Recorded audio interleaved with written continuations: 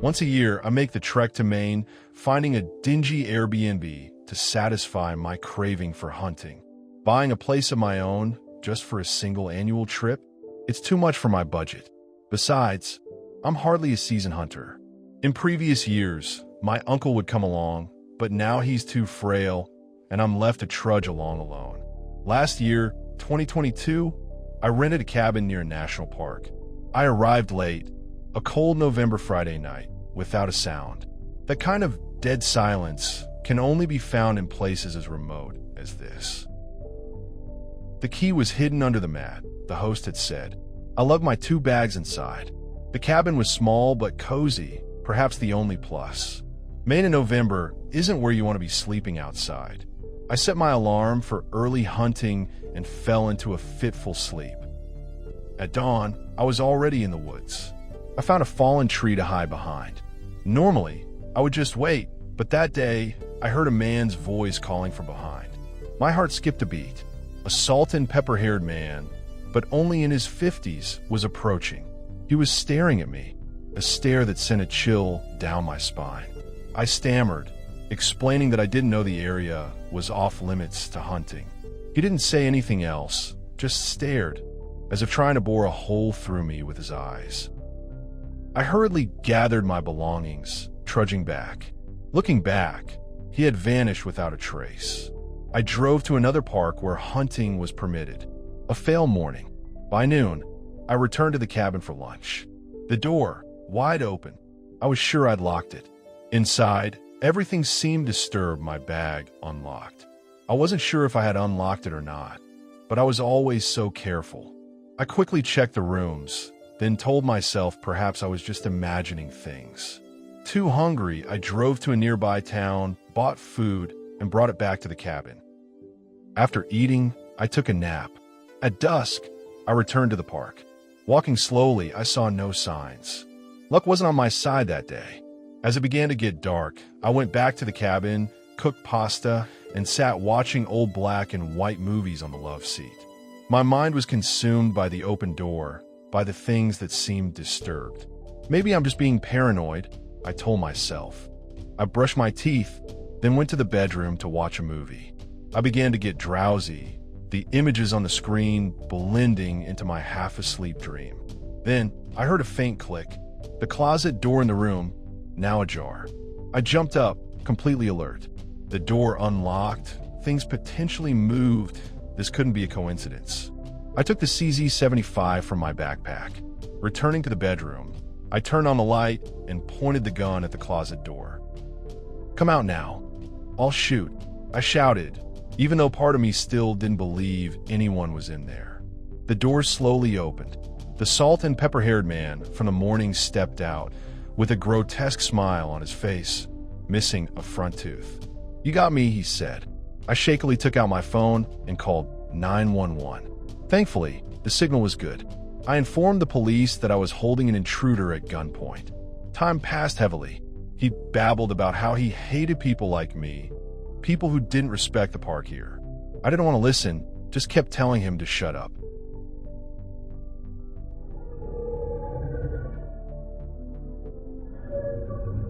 The northern Michigan forest in December swallowed the last feeble light of the day. The cold seeped into every fiber of my being, but I, a 14-year-old kid, was determined to persevere. This was my first deer hunt, a rite of passage into manhood, passed down from generation to generation. My dad and cousin were in different positions, each a line of defense to surround the prey. I, the least experienced, was assigned a remote spot, so far from the campsite that I could feel the loneliness creeping into every cell. By 4 o'clock, the cold had become unbearable. I decided to pack up. The .243 rifle with its garish pink camouflage paint became heavy on my shoulder. As I threw the crumpled trash into the can, I heard the rustling of leaves behind me. My heart pounded, hope surged. But when I saw nothing, I sighed in disappointment. Another fruitless day. I stepped out of the blind, and immediately I realized something was wrong. A brand new trail, not made by deer or any small animal, tore through the dry leaf litter. A shiver ran down my spine. An ominous feeling enveloped me. Bear? Wolf? Fear gradually grew, constricting my chest. I started walking faster, almost running. The darkness thickened, devouring everything. The distance to my dad seemed to stretch endlessly. Then I heard it. A grotesque sound, unlike anything I had ever heard. The growl tore through the night. A mixture of a bear's snarl and a human's painful moan. It echoed from behind, where I had just left. I ran as fast as I could. 20 pounds of equipment on my back became a deadly burden. But terror propelled me, preventing me from daring to look back.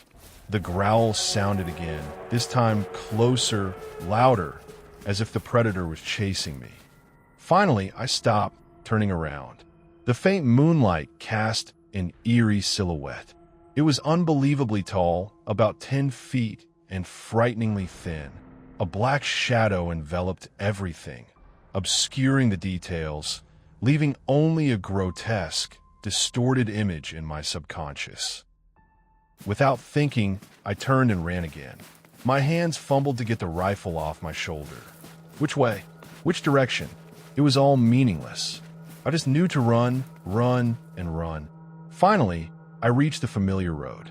The faint lights from the campsite flickered ahead. As I burst into the cabin, I saw it again. Still standing there, from a distance, a tall, thin, black figure, watching me with unseen eyes. I vomited, then fainted. When I woke up, my dad was there. I told him everything, but he didn't believe me. It was probably just a bear, he said, or your imagination is playing tricks on you. But I knew, deep down in my heart, I knew what I'd seen. That night, I didn't sleep, and in the nights that followed, sleep became a luxury. I never dared to hunt alone again, and from then on, I always carried a bigger gun, like a talisman against the black shadow in the deep forest. The shadow that I knew was still out there, waiting.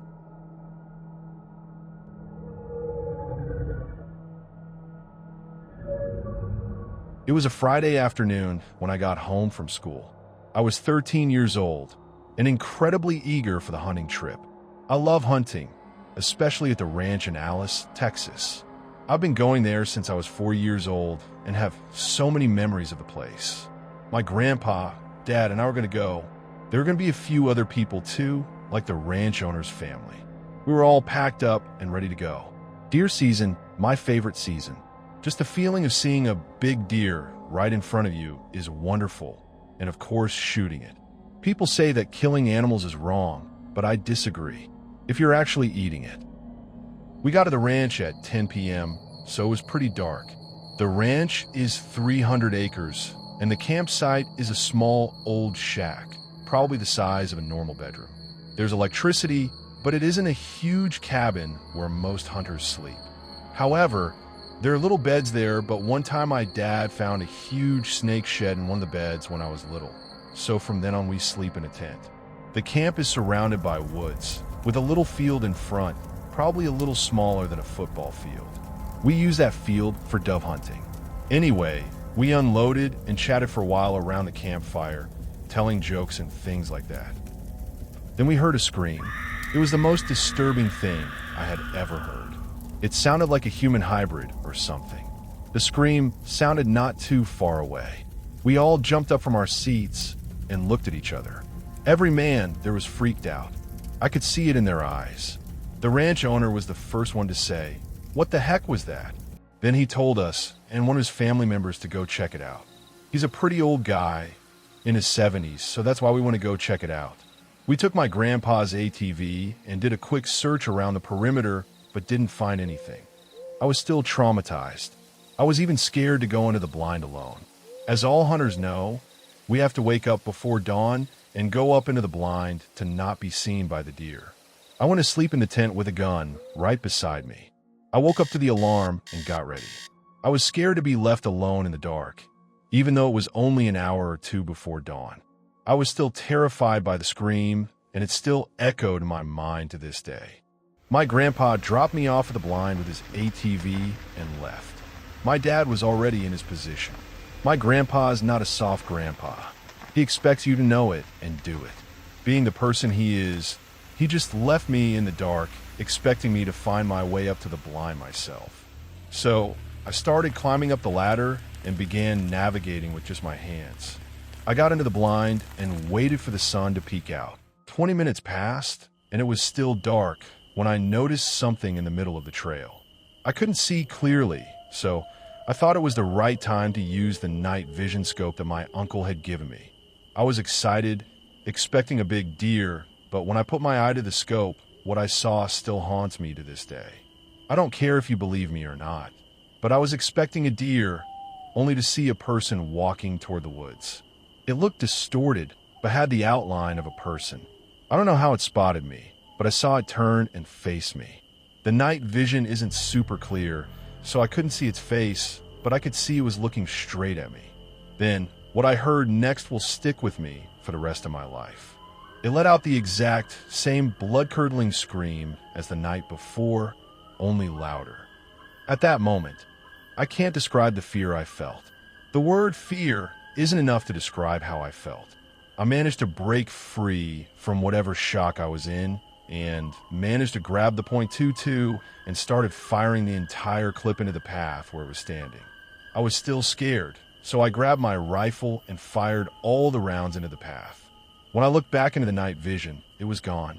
I started getting texts and calls like crazy, mostly from my dad. I told him what had happened, and he had heard it too, and so had my grandpa. I still go there to hunt, but it isn't the same peaceful hunt anymore. Now when I hunt, I go with my dad because I'm scared that thing might come back. I don't know what that thing was, but whatever it was, it survived 25 rounds from the .22 and 4 rounds from the .243 because when I went to check, there were no traces of blood or anything, not even footprints. I know it was still dark when I fired all those rounds, but I know for sure that at least one of them had to have hit whatever that thing was.